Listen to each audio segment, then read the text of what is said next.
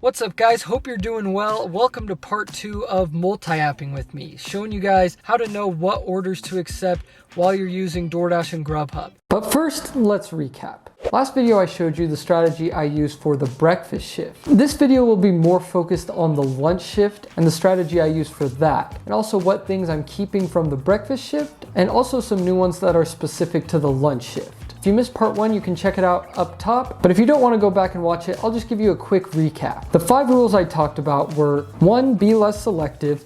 2. It's okay to unassign orders. 3. Stagger the orders off both platforms. 4. The mileage isn't always what it seems. And number 5. Take screenshots. So out of these 5 things, there's only one that I'm going to take off, and that would be number 1, be less selective. You definitely don't want to be less selective during the lunchtime because there's so many orders, and for me, I get more orders during lunchtime than any other time of the day, and they're usually a bit smaller than, say, dinner shift, but they're super frequent. There are just piles and piles of orders, it seems like. There's usually never a dead time, and I'm talking from about 11:30 to 1:30, and even sometimes till 2:30 depending on the day. So we're gonna go ahead, cross out be less selective, and add on number 6, but really number 5 for the lunch shift, but number 6 overall, which is don't be as risky. Because lunchtime, there is a lot of traffic. Everyone's on lunch break, leaving their work and going to get lunch. And I've noticed that lunch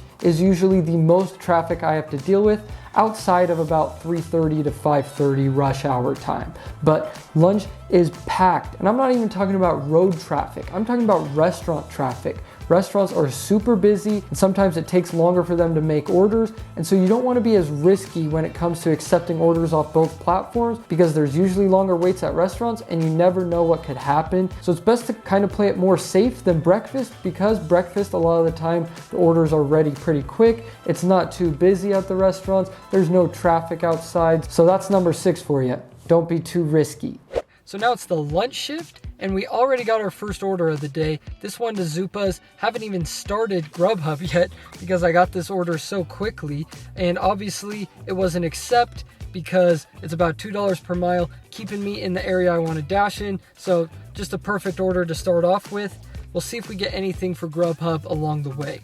So on the way to Zupas, we actually got a Grubhub order to Jamba Juice with an earlier pickup time, and the drop-off is very close to the Doordash order. So when it comes to lunchtime, you got to be careful because there's a lot more traffic, and so you can't risk as much when it comes to stacking orders off different platforms. So just watch for that while I'm going through this lunch shift, because it is a little bit different than what I do for the morning shift. But we got 2 orders, let's go get them done.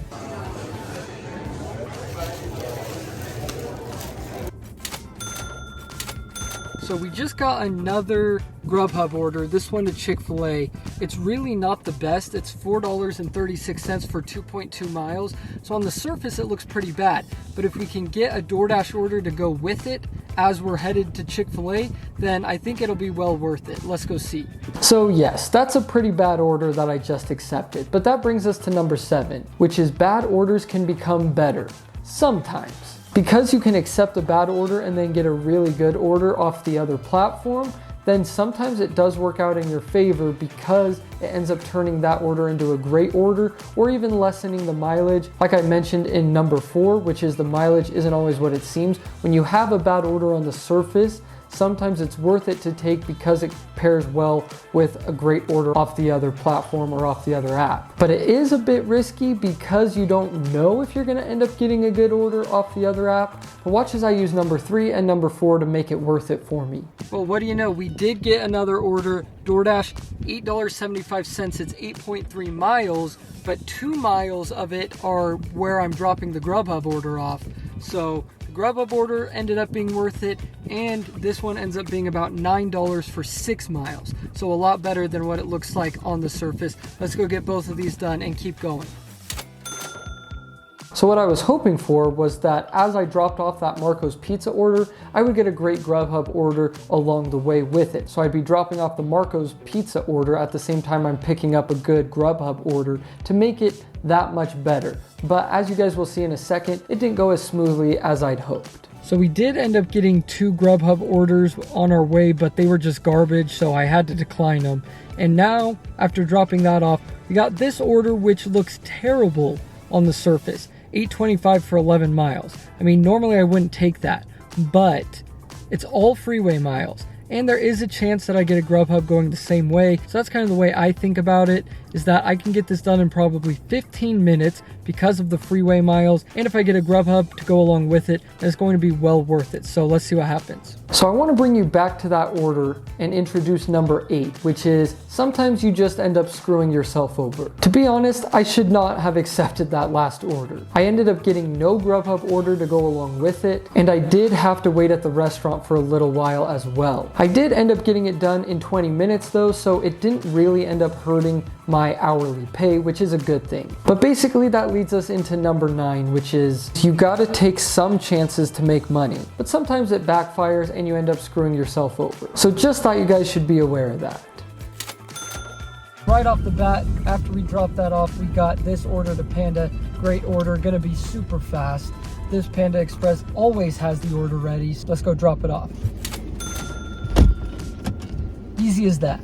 So next up, we got this stack order to Rancheritos. Grubhub has basically just died, and so yeah, I mean, this one's self-explanatory why I took it. It's a great stack order. Let's get it done. After thinking Grubhub had abandoned me, I was able to get a few more Doordash orders done, and then to my surprise, Grubhub hits me with a banger to close out the shift. So to close out the shift, we got this banger from Grubhub, $20, 12 miles, not bad at all. And we're also pairing it with a stack order from Doordash. So we're doing 3 orders. Let's go get these done. So in total for that shift, I ended up making $77.18 in 3 hours, which is an hourly rate of $25.73. So my goal every single shift, every single day is to make over $25 an hour. That's like a solid day for me, average solid day. And so we did hit that goal, which is really good. And so the total from last shift, which is in last video, and the one you guys saw today, I made $144.17 in 5.5 hours,